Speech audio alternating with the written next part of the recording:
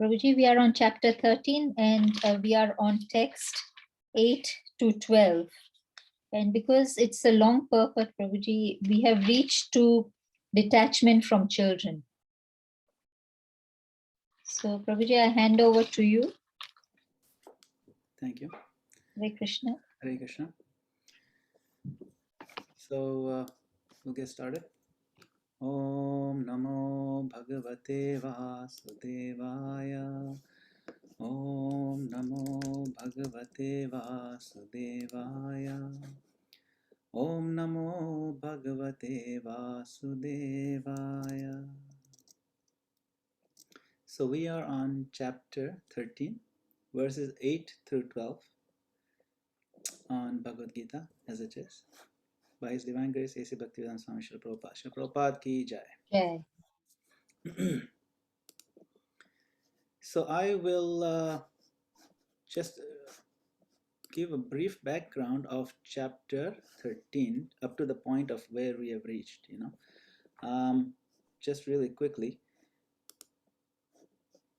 So, Arjuna, basically Krishna is explaining this whole concept of Kshetra and Kshetragya. So I'll start with that. Okay, computer is going real slow. I'll share my screen. Hopefully you can see my screen in just a moment. Let's see if this works for you. Okay, so just in brief, in a simplified way, Krishna is telling Arjuna that first, I'll explain Kshetra and Kshetragya. Kshetra means field, your field of activity, which refers to two things, your body and the world in which it operates. So those are two things that makes up the field, okay? And Kshetragya means the field knower. That knower means the one who's seeing, who's experiencing, who knows it. That is you, the soul in the body. Your consciousness is a symptom of the presence of the soul. You are the soul, your consciousness manifestation. That's the difference between Kshetra and Kshetragya. So we see our body and we see the environment we're sitting in, we live in, we work in. That is whole thing is called Kshetra. But we are inside this body. So we are Kshetragya. We know what is going on. We have some kind of perception. Okay. So who are you? Krishna explained, you're a soul. You're a conscious entity aware of a single field. You're aware of your body. But there's another Kshetragya, another field knower who is a super conscious entity aware of all fields. That is me. So, Kshetragya Bhimamuddhi, Sarva Kshetreshu Bharata. Then I am the knower of all these Kshetras. So there are two Kshetragyas, okay? There's a super soul, which is a Vishnu form here, and the soul, which is a tiny little, living entity. So that's us. Okay, so we must understand this. And this relates to another term that Arjuna asked about, Jnana. What is Jnana? So Krishna says, Jnana means to know very clearly, to very clearly understand the field and these two field knowers. The reason I'm giving this background is because the verses we are reading, 8 through 12, talks about the components or the ingredients of Jnana. But ultimately the point of Jnana is what? To have a proper understanding of Kshetra, the body and the field we live in, okay, the environment we live in, and also the Kshetragya, which are two. So if we know this material world and a material body, plus we know ourselves, the soul, and we know the super soul Krishna, and the relationship between all these three, that is knowledge. That is the whole point of knowledge. There is the essence of knowledge, there is the purpose of knowledge. Knowledge doesn't simply mean that you know how to write a computer program, or you know how to put on a band-aid, or you know how to treat somebody's diabetes, or you know how to engineer a building. That is not actually what Krishna is referring to as Jnana. Jnana refers to understanding the Kshetra, which is the body and the world, and the super soul and the soul, and how all those three are related. That is proper Jnana. Okay. So when Krishna says knowledge, he says, this is what I'm referring to. And this full knowledge has components in it. And that's what we're going to cover in 8 through 12. Okay. So then Arjuna says, before going on to topic of knowledge, let's please explain about the field and the field knowers. So then Krishna summarizes the field, what it's made of. and the field knowers. So many different sages, scriptures, philosophical codes say about the field, how it works, what it does, and also about the power of the field knowers. Okay. So first I'll explain the field. It is made of these elements, Bhumi Rapo Nalo Vayu Kham Manna Buddhi Revacha, which is solids, liquids, gases, energy, and space. Right? Which is fire, air, earth, water, ether. Or you can say solid, liquid, gases, energy, and space. Okay, then we have Ahankara, which is egoistic ambition. And it makes us important enough to feel that we can exploit these elements. So, Ahankara's immediate tool is intelligence or buddhi.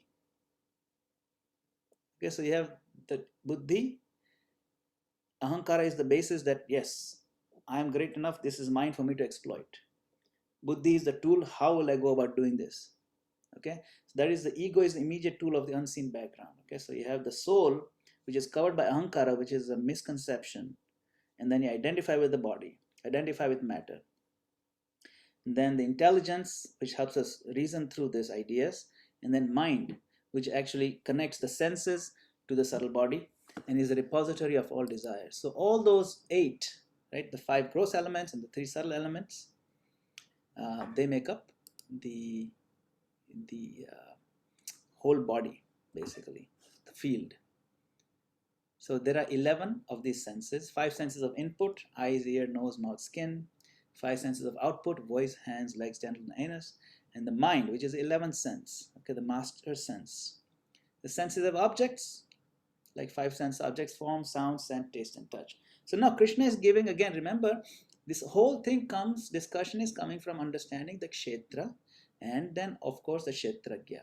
So right now we're talking about kshetra. What is the body made of? And what are the different elements it's made of, and so on. Okay. So is there anything else left apart from these 8 things? Krishna says, no, that's it. Everything in your body and this world is a permutation or combination of these things. Okay, you combine all these, and whatever you see is basically just these elements. Then what happens when these elements they combine and they interact, including the intelligence and the ego? Then what ends up happening is that these combinations, as they happen in our lives, they strike the mind as attractive. Some of them strike as repulsive. This is very nice. This is very bad. And this in turn generates emotions. And emotions are varieties of happiness or distress.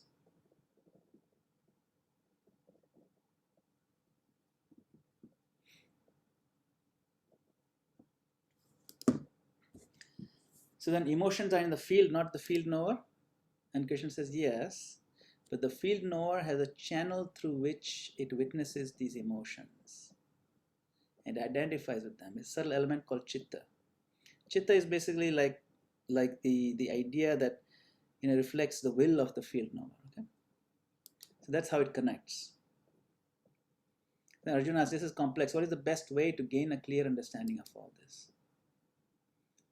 Okay, and then Krishna says, the root of all knowledge is jnana. All jnana is humility and sincerity. They'll make us patient and honest, essential quality of good students who learn well. So now Krishna says, these are the things will make you knowledgeable. Okay, this is the basis of knowledge. This is what makes knowledge possible. Otherwise, you will not be able to understand this knowledge. Which brings us now to today's verse. Okay, so it's clear this background, why we're talking about this section of knowledge, because knowledge means to know the kshetra, which is the body and the world, and the 2 knowers, the 2 kshetragya, which is Krishna and the soul.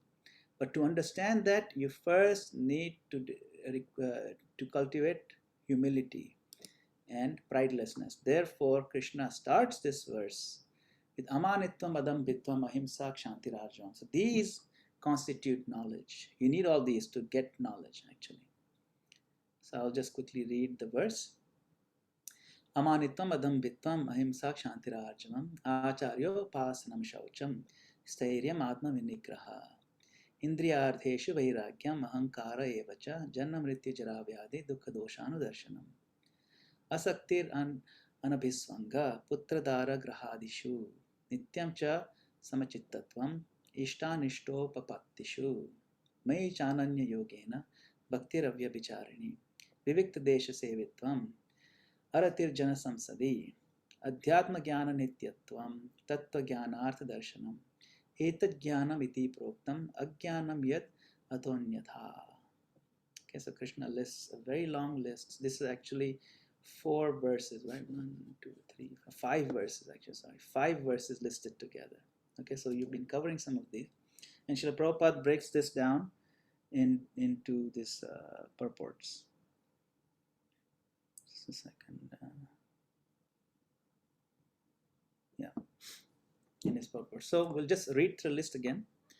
Humility, pridelessness, non-violence, tolerance, simplicity, approaching bona fide spiritual master, cleanliness, steadiness, self-control, renunciation of the objects of sense gratification, absence of false ego, the perception of evil of birth, death, old age, and disease, detachment, fear from entanglement with children, wife, home, and the rest, even-mindedness amid pleasant and unpleasant events, constant and unalloyed devotion to me, accepting the importance of, aspiring to live in a solitary place, detachment from the general mass of people, accepting the importance of self-realization, and philosophical search for the absolute truth. All these are declared to be knowledge, and besides this, whatever there may be is ignorance. So this is a complete inventory of what is knowledge. Yeah?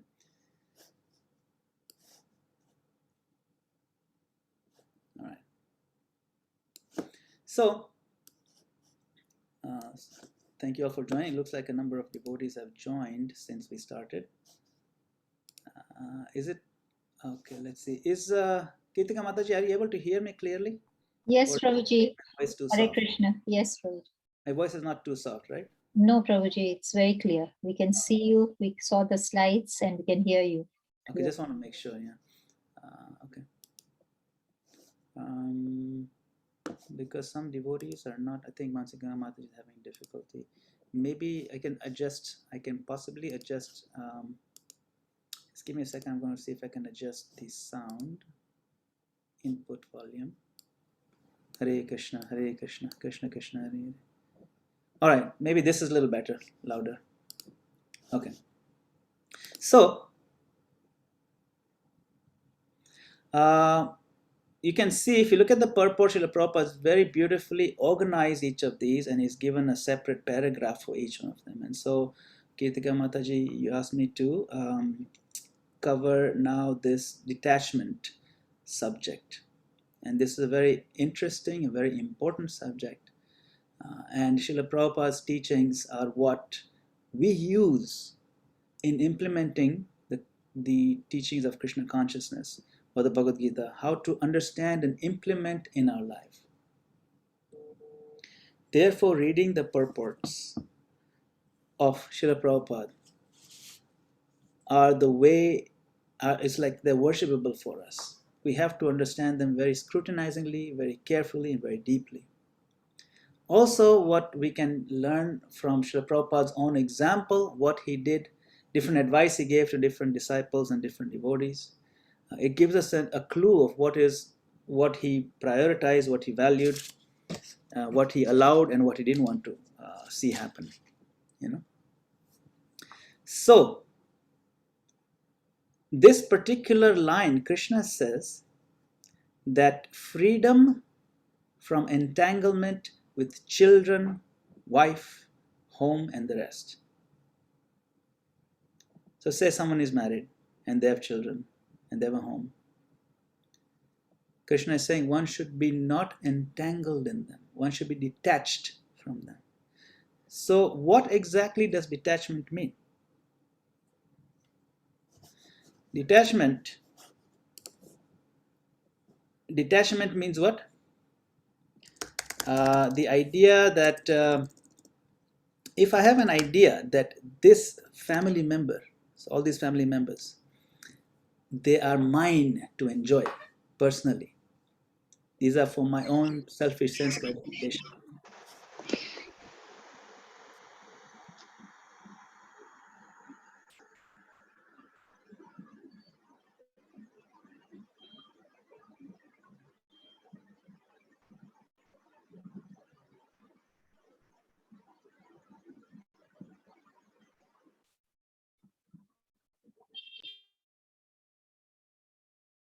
You've muted yourself, Prabhu. Yeah, okay. I think it got muted. I think Kirtika Mataji did mute all or something. Maybe anyway. Okay. So this idea that these family members are mine for me to enjoy, that is the idea he's telling us to detach from. Okay. Now, Srila Prabhupada gives a very practical and very clear application. But before we reach Srila Prabhupada's purport, I want to explain that sometimes what happens, this particular warning from Krishna or advice from Krishna about being detached from entanglement with family and all that can be mistaken, can be misapplied very grossly. Sometimes when a devotee, a newcomer comes across this, they feel, yes, I should be completely detached from my family. I should, from this point onwards, not have any loving feelings toward them. I should not have any affection for them. It is this affection for my children and my wife, this is what is killing my spiritual life. So from now on, I'll be cold towards them. And I will just leave them to Krishna. He'll take care of them. I'll be neglectful. Or I will be, I won't really care about them. So, neglect means not caring for their feelings. Because ultimately, I'm not supposed to get entangled. If I care for their feelings, I'll get entangled. If I develop affection for them, I'll get entangled. I will not have enough space in my heart for Krishna.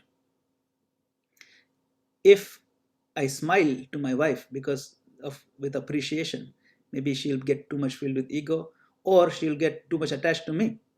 So better I be rough with her.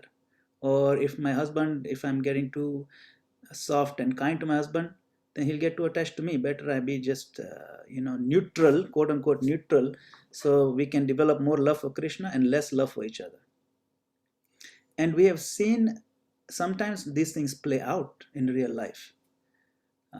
And a lot of the times our own inability to maintain friendly relationship among our families can tend to create a sense of friction and bitterness that is very unnatural. In the name of spiritual progress, in the name of detachment. Okay, so I'm giving you this background because I've personally seen these things play out at different levels among many of our practitioners. So it is very important to understand what detachment means when one is in a family environment, family situation. See? Now let us read Srila Prabhupada's purport, okay, and see what he has to say about it. And now what is interesting is when I got married in 2001, the devotee who was performing my marriage ceremony, he is actually a disciple of Srila Prabhupada, he's also a guru. The ceremony was happening here in America. And he spoke from Bhagavad Gita during my wedding. It was very appreciated. And he read exactly this chapter, this verse, and this paragraph that I'm going to read today. This exact paragraph he read in my wedding. That's how important it is. Somehow I feel it's Krishna's mercy that Kirtika Mataji told me to go exactly on this, not even the purport, but in that paragraph of the purport. So it's quite amazing. So I will read it now, so please listen carefully. Out of all the paragraphs, this Prabhuji chose to read this one because good advice for those who are getting married, because I was just getting married at that time, or those who are already married and want to apply Krishna consciousness to their life, or those who are thinking at some point they'll get married.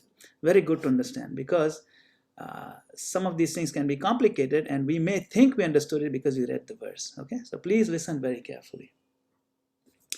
As for detachment from children, wife and home, it is not meant that one should have no feeling for these. It's not meant that one should have no feeling for these. They are natural objects of affection. See, they are natural objects of affection. It is natural to be affectionate to them. But when they are not favorable to spiritual progress, then one should not be attached to them. See? So now Prabhupada is putting the caveat. He's putting the supporting statement. If they are very antagonistic to spiritual progress, then it's okay to not be too affectionate to them. But if they're not, then it's okay to be affectionate. They're natural objects of affection. Then he gives the very practical advice. We should tattoo on our arms and follow it. And in this paragraph, Srila Prabhupada gives the Hare Krishna Maha Mantra 2 times. Give the emphasis, okay? The whole mantra he puts it out. He says the best process for making the home pleasant is Krishna consciousness. Okay, that's easy. If one is in full Krishna consciousness, he can make his home very happy. Because this process of Krishna consciousness is very easy, one need only chant Hare Krishna, Krishna Krishna, Hare Hare, Hare Rama, Rama Rama, Hare Hare. That's step number 1. Okay, note it's the steps. Okay, please make a note of these steps. One chants Hare Krishna Maha Mantra. 2, accept the remnants of foodstuffs offered to Krishna. That is prasadam. We eat prasadam. We don't eat anything else. We eat only prasadam. That is step 2 or point 2 that will make your life very happy. 3, have some discussion on books like Bhagavad Gita and Srimad Bhagavatam. 3. And 4, engage oneself in deity worship. So you can put a deity of Shishi Gaur Nitai, or you can even put a picture of Shishi Gaur Nitai or Krishna in your home. Offer incense, offer some flowers. Very simple, lifestyle. Simplify the lifestyle, and you do these 4 things. It is not complicated. All of you are already doing all these things. I'm preaching to the choir over here. But the fact that you have got together in this evening in Kenya, that's on a daily basis you're doing this. So already you're doing one of them. Another thing you're already doing is chanting Hare Krishna. Another thing you're already doing is taking prasadam. Another thing you're doing is making some small offerings to the picture or to the deity. If you do these 4 things regularly, you'll be happy. Srila Prabhupada says, these 4 things will make one happy. That's what we want. We want a flow of happiness, not bitterness. Of course, life's up and down throws bitterness at us. But if you have a daily foundation of 4 things that give us so much happiness infused in our heart, then we can deal with the ups and downs of life. It makes the family bond stronger. Nothing wrong in being stronger as a family unit. In fact, if the family unit becomes weaker, then that bitterness will invade our spiritual life. So we should use the spiritual actions, spiritual practices to strengthen our family. Then as a unit, we can come closer to Krishna and come closer to each other. There's nothing wrong with that. Prabhupada says, there's nothing wrong with affection for family members. So, of course, we want to make our family members as Krishna conscious as possible. So we'll try for this. Now, of course, the question that always comes up, what if my family member don't care for this? What if my family members are antagonistic? That is fine. Then in that case, we try to maintain as much natural affection as possible without being too much bitter and gradually encourage them. That's what everybody comes from different backgrounds. Prabhupada's own children didn't take up Krishna consciousness. It's just the way it is, right? But he had so many other children. So it's okay. Everyone has the freedom. At the same time, we take it as Krishna's mercy, whatever came, but we try to be as nice and as conducive to peace while at the same time guarding our Krishna consciousness, okay? So Prabhupada says these 4 things will make one happy. One should train the family members of his family in this way. Should train. How? Very simple. The family members can sit down morning and evening and chant together. What? Hare Krishna, Krishna Krishna, Hare Hare. Hare Rama, Rama Rama, Hare Hare. If one can mold his family life in this way to develop Krishna consciousness, following these 4 principles, then there is no need to change from family life to renounced life. But if it is not congenial, not favorable for spiritual advancement, then family life should be abandoned. That is Prabhupada's point. One must sacrifice everything to realize or serve Krishna, just as Arjuna did. Arjuna did not want to kill his family members, but when he understood that these family members were impediments to his Krishna realization, he accepted the instruction of Krishna and fought and killed them. Of course, I'm not saying you should now fight and kill your family members if they don't want to bow down. That is not what Prabhupada is saying. Of course, this is an actual war fought for major reasons.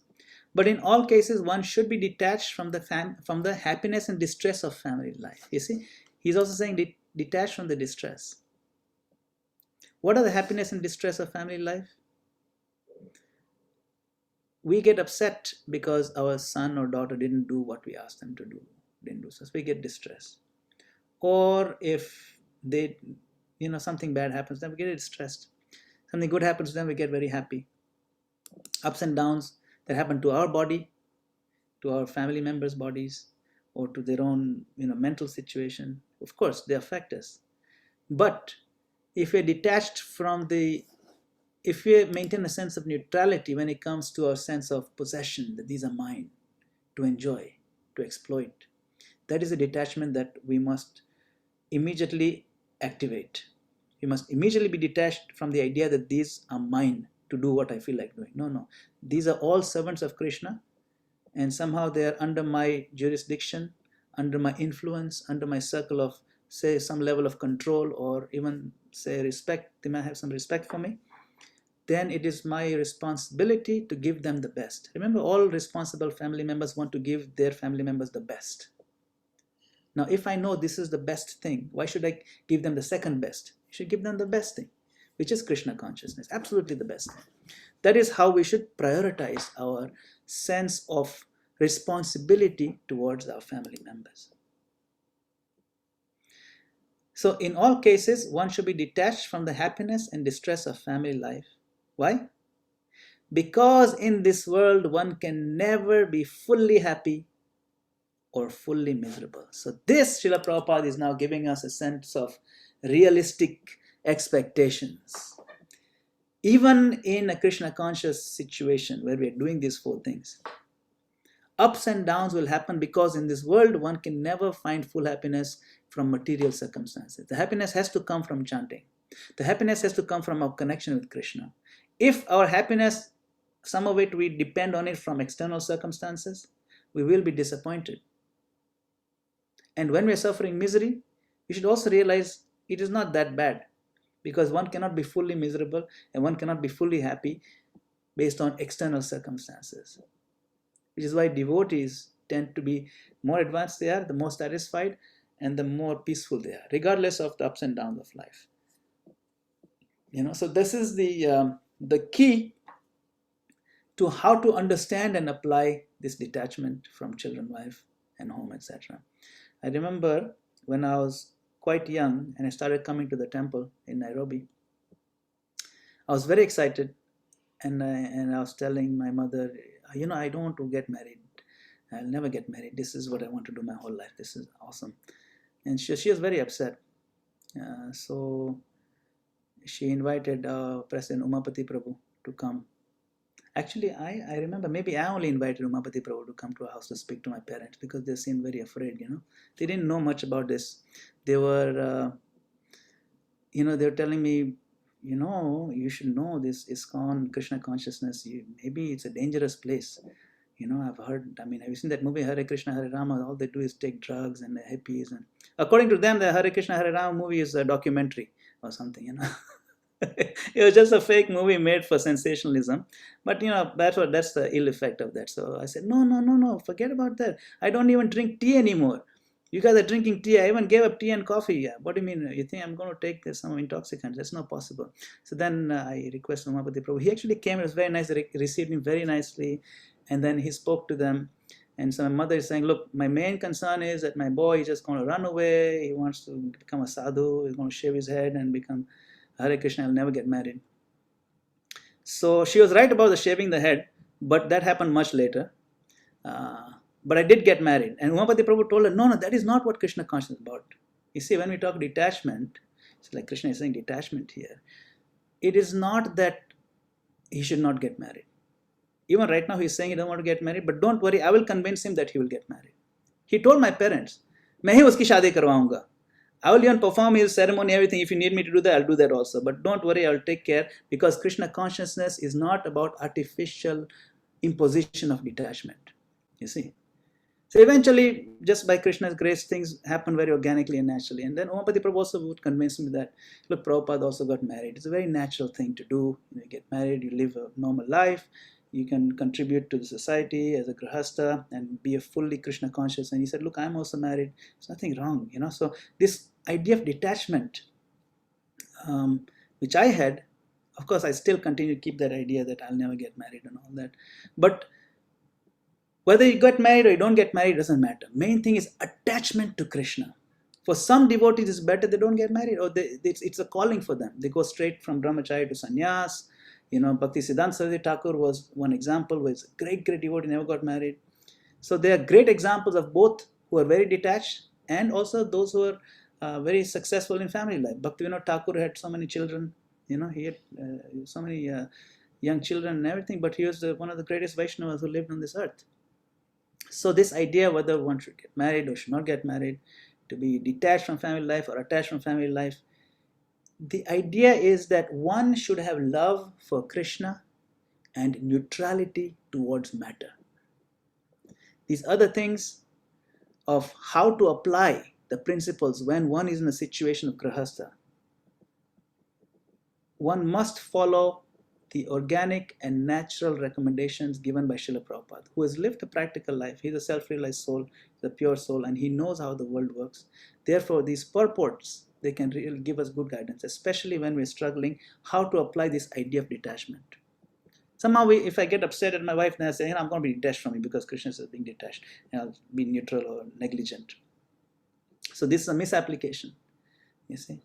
One should always try to bring everybody in Krishna consciousness as far as possible, while still maintaining the natural affections of life and still maintaining the principles of following the regular principles and so on.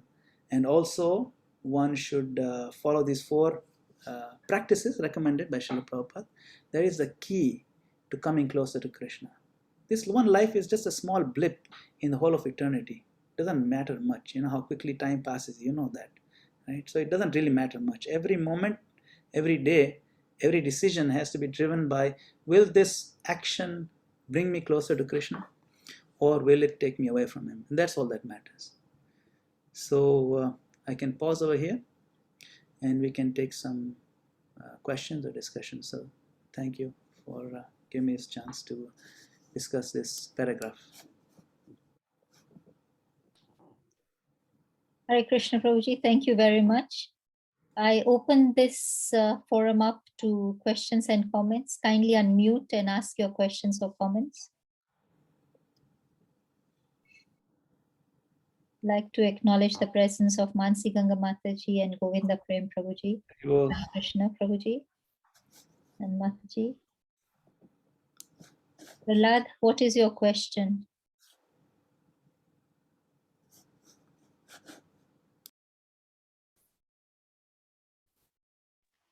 I don't have a question, Mataji. Okay. You are happy that we are not going to tell you not to get married, huh?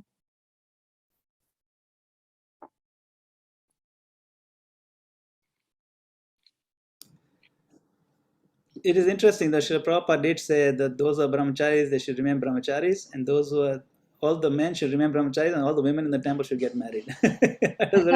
He wrote that letter once, and then the devotees wondering, what does that mean, you know? Of course, later on, it turns out not everybody who's brahmachari will be brahmachari. He knows that. He was just making a point that he's encouraging. He's encouraging detachment, that we do need as many brahmacharis as possible. At the same time, he also understands the reality, practical reality. And one thing he was very proud of, Srila Prabhupada, when he sent his disciples to the UK for the first time, you know, Yamuna Mataji, he sent all householders. He didn't send any brahmacharis. He sent couples. And when they went there, without him, by the way, they succeeded in connecting to the Beatles, and they succeeded in reverberating whole of London. It came the news within just, a few months. They accomplished so much, and he was so proud of them. And then when they came back, he was telling them, I'm so happy. My Guru Maharaj, he sent some sannyasis and sent a lot of money with them and sent great big sannyasis. They went to London, they came back with nothing. They didn't accomplish anything. But you, my householder disciples, you did much more than any sannyasis even could do. His point he was trying to make is that whether they're married or not married is not the point. The point is the connection with Krishna. That will show the success, you see. So he's trying to make that point. And of course, even in the beginning, if you read Srila Prabhupada's Lilamrita, he encouraged all of them to get married right away, his disciples. And he even performed, although sannyasi is not even supposed to perform wedding ceremonies, he performed for them, you know. And Chaitanya Mahaprabhu also, who was sannyasi, generally sannyas rules, you don't discuss things like, marriage and all that. But there's a devotee, Shivananda Sen, and one time Shivananda Sen, he came to Jagannath Puri and told Chaitanya Mahaprabhu, my wife is pregnant. Now generally we don't talk about those things to sannyasis in those days especially. But Chaitanya Mahaprabhu, he was in ecstasy. And he said, oh, wonderful. I will give the name of this child and bless him. And I'll name him Paramananda Puri Das. And then next time, then Chaitanya Mahaprabhu came and blessed him and blessed his wife and everything. Generally, they don't do that. Why? Why did he do that? Because he wanted to show the world that the household life is also sacred. Of course, if one has taken sannyas, then he was very, very strict. With Junior Haridas Thakur, Junior Haridas, not Haridas Thakur, the Junior Haridas, he had taken sannyas, and because he had glanced at a woman, Chaitanya Mahaprabhu said, I don't want to talk to you again. And he didn't. And he was so upset and angry at him, he never forgave him. Even when I take him committing suicide, and Mahaprabhu heard about that suicide, he said, yeah, good he did it. So he was strict on the sannyas. He was very heavy. When you're a sannyasi, there's no going back. But if you're a householder, he gives full blessing. You see. So yes, it is very clear in Chaitanya Mahaprabhu's own teachings, in the teachings and life of Srila Prabhupada and Bhaktivinoda Thakur and Bhaktisiddhanta Saraswati Thakur, how to apply this understanding of detachment from children, wife, and home. So both are there. Emphasis is given on detachment, if possible, but he also understood majority will end up getting married. So there is that. Hare Krishna Prabhuji, I understand the attachment to Krishna. We have to increase our attachment, but I don't understand the detachment from children, wife, and home. Yes, okay. So, I'll give you one example. There is a prayer by Queen Kunti in the first canto, where she says that, my dear Lord, please cut my ties of affection from the Pandus and the Vrishnis. Pandushu, Vrishnishu. Why does she ask Krishna to cut my ties of affection? Why? Now, generally, if you are very attached to pure devotee, that attachment will lead to our liberation. If you are attached to Srila Prabhupada, even if you don't know much about Krishna, but just attached to Srila Prabhupada, serving him, we'll get liberated. Queen Kunti is related to the Vrishni side and the Pandu side. Pandus are the Pandavas, they are all pure devotees. And Vrishni means on her family side, husband side is all pure devotees, the Pandavas. And on her father's side also, she's connected to Krishna, right? She's Krishna's cousin. I mean, she's connected to those other things, right? Other family members. Especially now, these are my sons. If I think of Arjuna, I will be liberated, because Arjuna is pure devotee. Why is she asking Krishna to cut her affection for even Arjuna and Bhima and Yudhishthira and Nakul, all those people? Because her point is that I only want you, Krishna, in my consciousness. Now, Arjuna is a pure devotee, so that's connected to you. But when I see Arjuna, what do I think? My son is a pure devotee. Not that this pure devotee happens to be my son. My first identification is my son. This is mine, from my body, my connection to the body. Her point is, I don't want to go through that route. It doesn't work. Her point is that my connection should be with you, Krishna. The moment I see Arjuna, I think, my boy. He came from my body. He's great, I'm great, because, like that.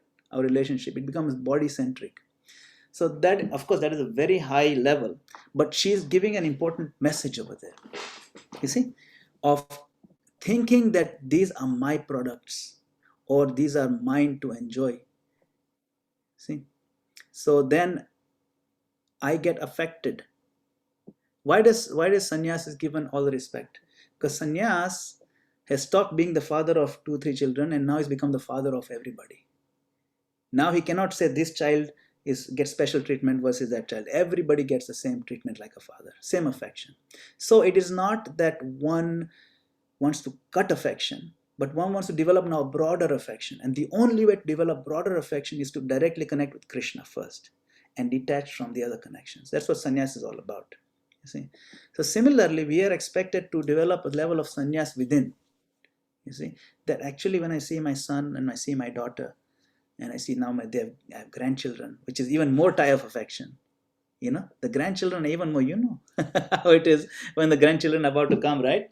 It is like, it's even more sweet than the child. I don't even care for my children anymore. I just want to play with the grandchildren.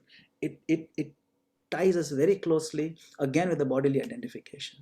This mind came through my body, you see. And then Krishna becomes a sidestep or not in the main stage of my consciousness. So if we focus on Krishna first and appreciate Krishna, that my Lord, you have given me this few souls to take care of. Please give me the intelligence that I can engage them in your service. I have affection for them. You have put this affection in my heart. Please make sure it remains pure. You know, please purify it so I don't feel selfish that I own them. Because a lot of the time that ownership sense is what we want to give up. We don't own them. We don't even own our own body. What to speak of them? You see, that is the point. Detachment from this idea that they are mine to enjoy or to exploit. That is all it's about. I hope that clarifies a little bit. Yes, Prabhuji, it does. But Prabhuji, I've seen a lot of devotees and a lot of people have problems giving Krishna consciousness to their own family and own family members. There are few families that the whole family is Krishna consciousness, in Krishna consciousness. But if you are just single and the rest of them are not, then it's very difficult. Yes, there's no doubt about it. There's no doubt about that. It is very difficult to change somebody's mind. And in particular, it is difficult to change the mind of our own family members. Sometimes even great preachers who are good at convincing many other people cannot convince their own family members. We've seen it. That's why I gave the example of Srila Prabhupada himself. Many of his children, they didn't practice Krishna consciousness. His own children, biological children, you know. Some of them even went on to sue ISKCON to get some funds from them and all that to go against his movement. So that can happen. Chaitanya Mahaprabhu himself, he traveled from his local area to South India because his own people not listening to him. So his own, like you can say, Gaudiya family. So many of them were not listening. So he traveled. Prabhupada himself, when he left India, nobody in India was listening to him. That's like, India is like your family in one sense. He went to West, they took it up. So, you know, Diya ke niche andhera, you know, there's that statement that under the lamp, there's the lamp dissipates all the darkness in the room, but right under the lamp itself, there's a shadow. Right underneath. So sometimes we see even great preachers, their own family members are antagonistic. But there are many families where one person became devotee and the whole family became very great devotees. We've seen that too. So both situations are there. Why? Because everybody is independent. Everybody comes from a different background. They have different preferences. Sometimes we twin brothers, where one of the twins is Krishna conscious, the other doesn't care at all. I've seen that too. Where one brother completely is devotee, other person is even went the other direction, didn't even follow any principles, started eating meat, this, that. I've seen that also. You know, so it shows the independent nature of each person. You can take a horse to water, but you can't make them drink because everyone has the free will. You know? So we can be very good at convincing some people, but we may not be able to reach out to all of them, and that is fine. But yes, I agree with you. It does make life that much more difficult if the people we're living with day in, day out are too antagonistic to our process, to our practice. In which case then this is what Prabhupada is saying, in which case then we should figure out, we should become detached from them in more drastic ways. In other words, we have to find out ways to optimize our difficult situation. And sometimes we may overdo it and create so much damage in the family that we won't be able to deal with the repercussions of it. And then it destroys our material life and spiritual life because they're so disturbed day in, day out. So it's delicate balance, no doubt about it.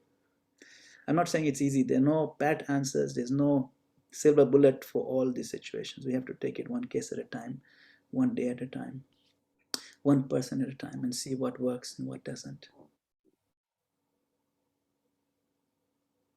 Hare Krishna, Prabhuji. Thank you very much.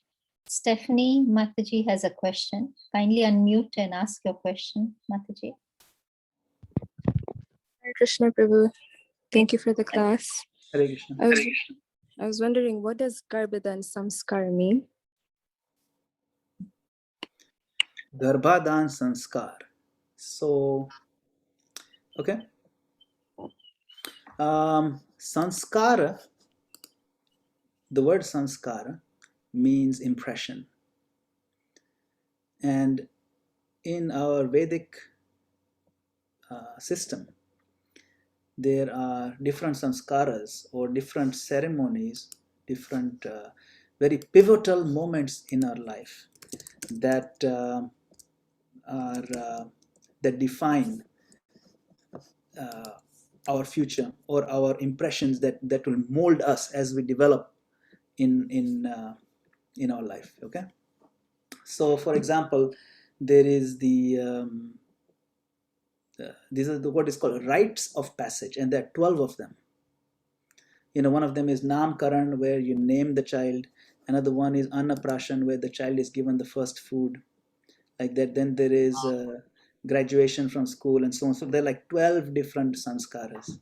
The very first one is called Garbhadan.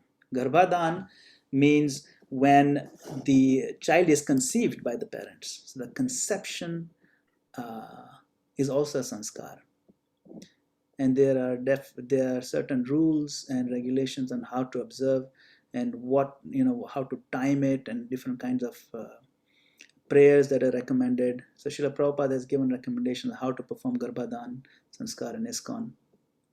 So like that, there are different rites of passage. So when one decides to have a child as a married couple, then you have to observe a number of things, the time of day. You have to observe a certain number of chanting and certain level of consciousness and purification of the mind. It's mostly a mental and spiritual level of purification that is recommended, so that the right kind of soul is attracted into the womb. And then we perform the other kind of sanskaras as well, before birth, after birth, the giving of names, haircut, the first grains, the first entry into school, then graduation from the school, then marriage sanskara, the vivaha sanskara, then certain donations you have to do. Then at the end also, when one passes away, there's also antim sanskara, the end process. So Garbhadan is the first one, and antim sanskara is the last one.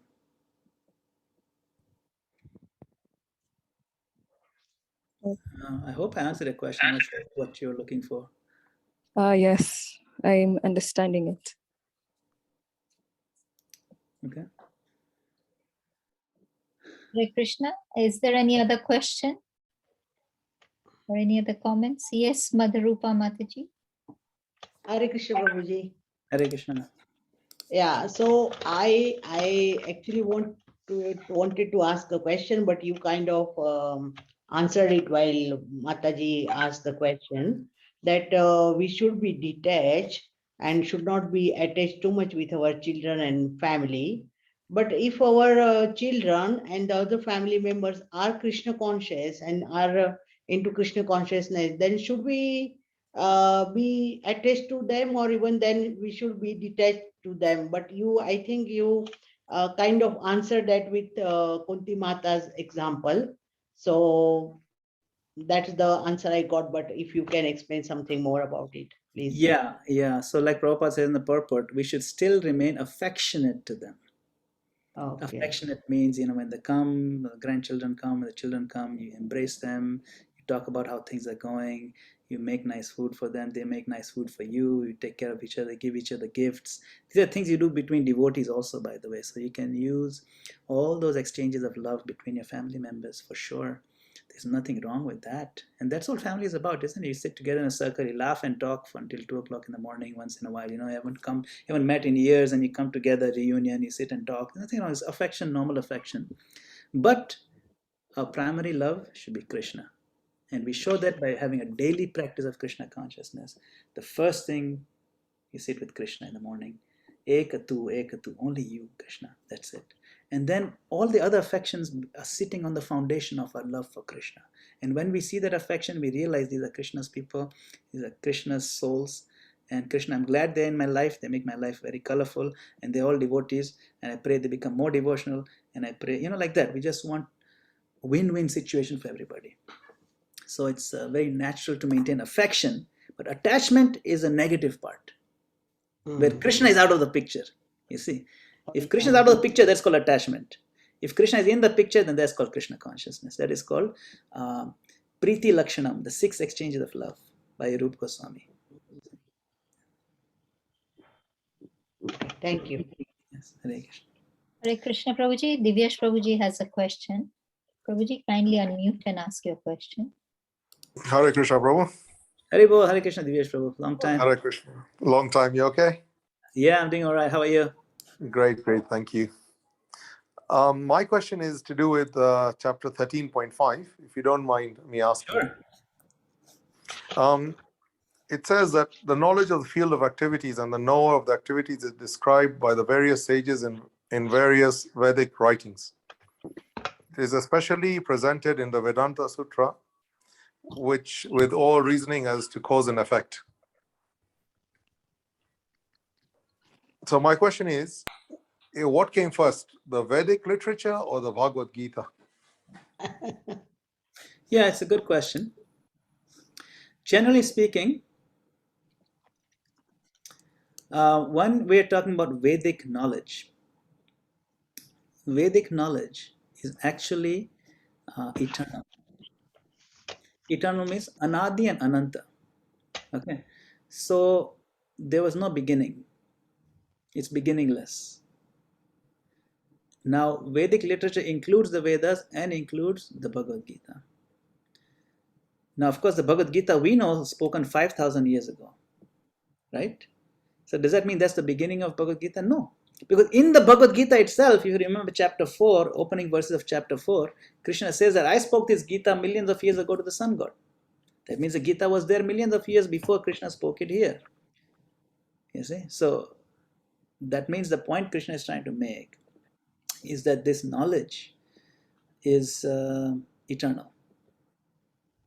The version that we're looking at right now, or the bottle, say it's a juice, right? Or say wine. Wine is a bad example, but it's called old wine in new bottle.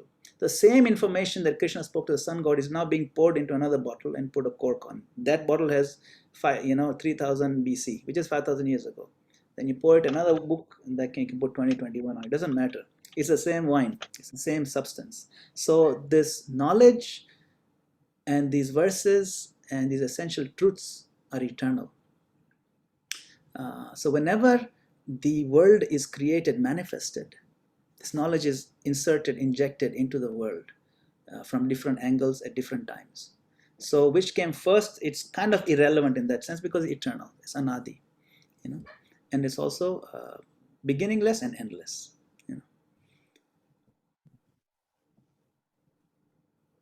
Right? Thank you very much for that explanation. Hare Krishna. Hare Krishna. Hare Krishna. We are almost nearing the end of the session. Any more questions or comments? Mansiganga Mataji, you had your video on. Did you have anything to say, Mataji? Hare Krishna.